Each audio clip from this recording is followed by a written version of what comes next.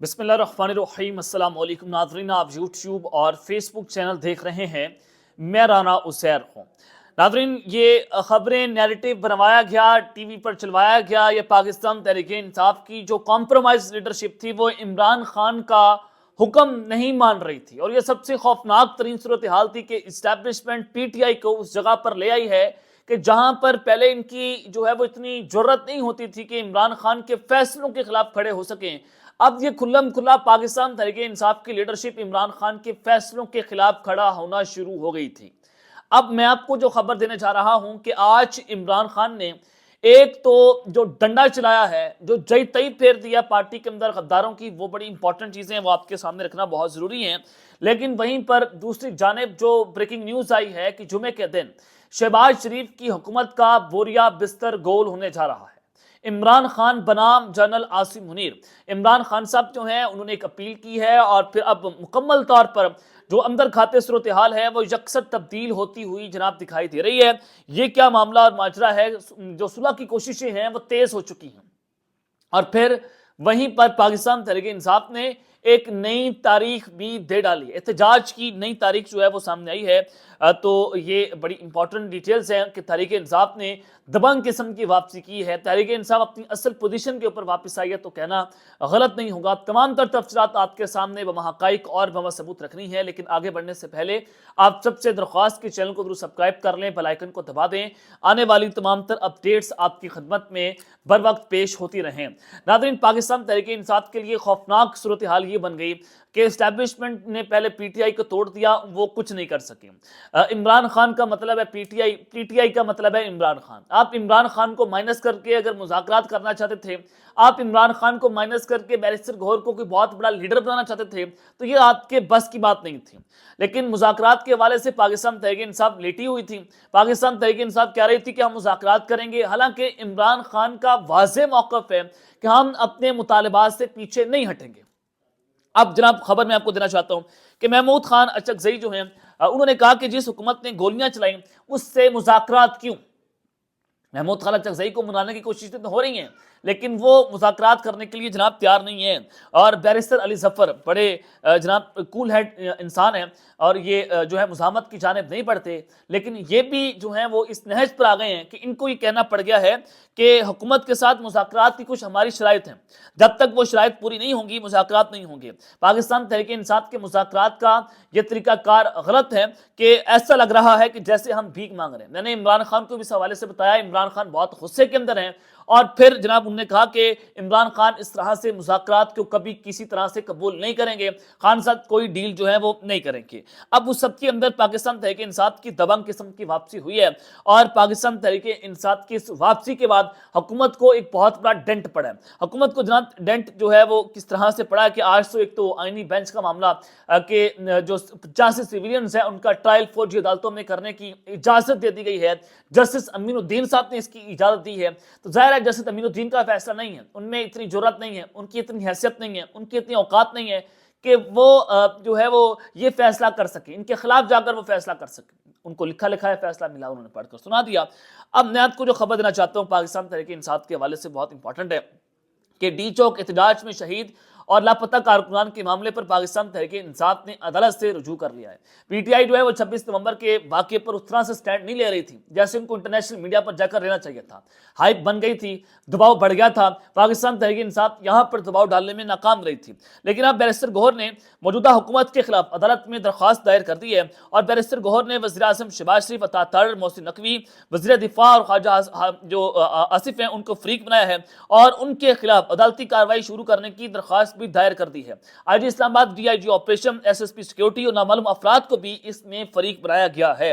Barrister گوہر نے اپنی درخواست میں 12 شہید ہونے والے کارکنان کی لسٹ بھی فراہم کر دی، گولیوں سے زخمی ہونے والے 38 کارکنان کی لسٹ بھی درخواست کے ساتھ منسلک کی گئی ہے، اور اس درخواست کے ساتھ 139 لاپتہ کارکنان کے نام بھی درخواست میں درج کیے گئے ہیں کہ ڈی چوک احتجاج میں شہید اور لاپتہ کارکنان کے معاملے پر پاکستان تحریک انصاف نے کہا ہے کہ اب وہ عدالت کے ساتھ انہوں نے رجوع کر لیا ہے۔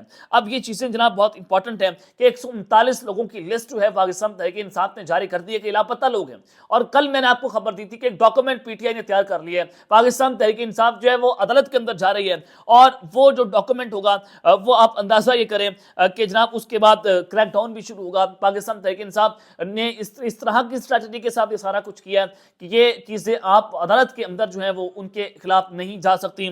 तो ये केपी की हुकूमत ने बड़ा जबरदस्त काम किया था। तो आज हमारी इस खबर की जो है वो तस्दीक हो गई है कि पाकिस्तान तहरीक इंसाफ ने अब 26 नवंबर के साने के हवाले से district and session court Islamabad से रुजू कर लिया है और जल्द इस पर समाअत भी होने जा रही है, जो ज़राए ने जनाब हमें बताया है।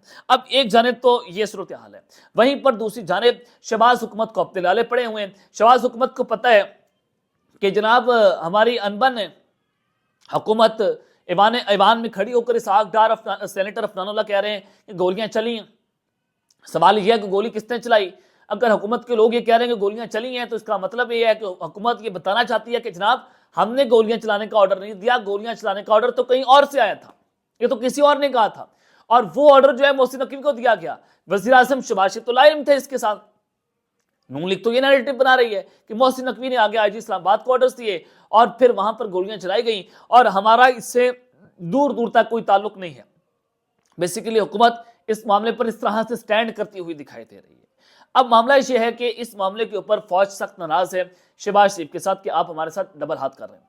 तो उस सब के अंदर मैं आपको ये भी बताना चाहता हूं कि ये हुकूमत चंद दिनों की मेहमान है और अगर किसी नहज बजाकर मुज़ाकरात कामयाब हो जाते हैं जो पाकिस्तान तहरीक इंसाफ और इस्टेब्लिशमेंट के हो रहे हैं, यह हुकूमत के मुज़ाकरात नहीं है। हुकूमत के साथ पीटीआई किसी सूरत मुज़ाकरात नहीं करेगी, ना पाकिस्तान तहरीक इंसाफ के चेयरमैन इमरान खान इसके मुज़ाकरात करेंगे। खान साहब कभी इस मुज़ाकरात पर यकीन नहीं रखते। आपको भी पता है कि इमरान खान समझते हैं कि अगर हम हुकूमत के साथ मुज़ाकरात करेंगे तो इसका मतलब यह है कि हमने हुकूमत को तस्लीम कर लिया, हमने इस सेटअप को तस्लीम कर लिया, हम इस फॉर्म 47 की नाजायज हुकूमत को तस्लीम नहीं करते। इमरान खान का यह मौक़िफ़ है। अब इमरान खान साहब बनाम जनरल आसिम मुनीर सुलह की कोशिशें तेज हो गई हैं और नई तारीख जो है वो भी सामने आ गई है। 15 दिसंबर को इतवार के दिन बरोज यानी कि परसों पाकिस्तान तहरीक इंसाफ ने इमरान खान साहब ने ये कॉल दी थी कि जनाब वो पेशावर के अंदर जो एक इज्तिमा है शोधा के हवाले से वो उसका इकट्ठ होगा और उस पर अपोजिशन जमातों को भी दावत दी जाएगी। और फिर साथ उन्होंने कहा कि डी चौक को शोधा चौक का नाम दिया जाए, शहीदों को खराज तहसीन पेश किया जाए। तो अब से कुछ देर पहले वज़ीर आला अली अमीन गंडापुर का एक वीडियो पैगाम जारी हुआ है और उन्होंने 15 दिसंबर जो है वो शोधा इज्तिमा का इनेकाद करने का ऐलान कर दिया है।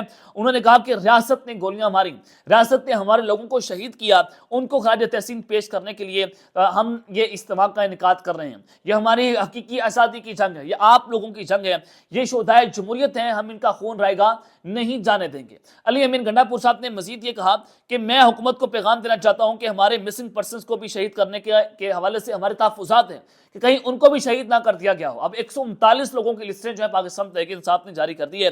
उन्होंने कहा कि हमारे तहफ़्फ़ुज़ात को दूर किया जाए और हमें बताया जाए गोली क्यों चलाई, इसका जवाब दिया जाए।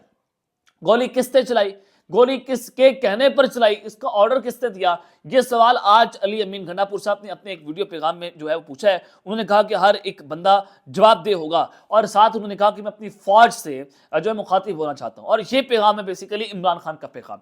कल भी इमरान खान साहब ने कहा कि मैं अपने इदारों को कहना चाहता हूं कि ये लोग हमें लड़वाने की साजिश कर रहे हैं, आपने इनसे बचना है। और फिर आज अली अमीन गंडापुर ने कह दिया है कि ये फौज भी हमारी है और फौज ने भी यहीं रहना है और हमने भी यहीं रहना है और अवाम ने भी यहीं पर रहना है। ये लोग मुल्क से भाग जाएंगे जिनको आप रेस्क्यू कर रहे हैं, जिनको आप ये फॉर्म 47 की इलास्टिक पहना रहे हैं। तो उन्होंने कहा है कि ये सियासतदान जो ये फौज और अवाम को लड़वाने की आपस में साजिश कर रहे हैं ताकि फौज और अवाम एक दूसरे के आमने सामने आए और इस लड़ाई का वो फायदा उठाकर इक़्तिदार के ऊपर काबिज रहे। तो लिहाजा उन्होंने कहा कि हम ये साजिश नाकाम नहीं होने देंगे। मैं फौज को भी कहता हूं कि ये साजिश आप नाकाम ना होने दें। तो ये एक बड़ा आम पैगाम है कि एक जानिब पाकिस्तान तहरीक इंसाफ बड़ा मुज़ाहमती बयानियां लेकर चल रही थी, लेकिन वहीं पर पीटीआई ने ये तय किया और ये बड़ा मास्टर स्ट्रोक है पीटीआई का कि उन्होंने ऐसे मौके पर इस तरह के बयान देकर ये बता दिया है कि जनाब ये लड़वाने की साजिश है, आपको भी इस्तेमाल करने की कोशिशें हो रही हैं इस सारे मामले के ऊपर, आप इन चेहरों को पहचानें वरना हालात बहुत ख़राब हो जाएंगे। साथ ही 15 दिसंबर की नई तारीख का भी ऐलान कर दिया कि 15 दिसंबर को पेशावर के अंदर पाकिस्तान तहरीक इंसाफ एक बहुत बड़ा इज्तिमा जो है वो करने जा रही है। अब तक के लिए इतना ही, अपना ख्याल रखिएगा और इस तरह अपने लाज़मी हाल रखने के बाद पाकिस्तान जिंदाबाद।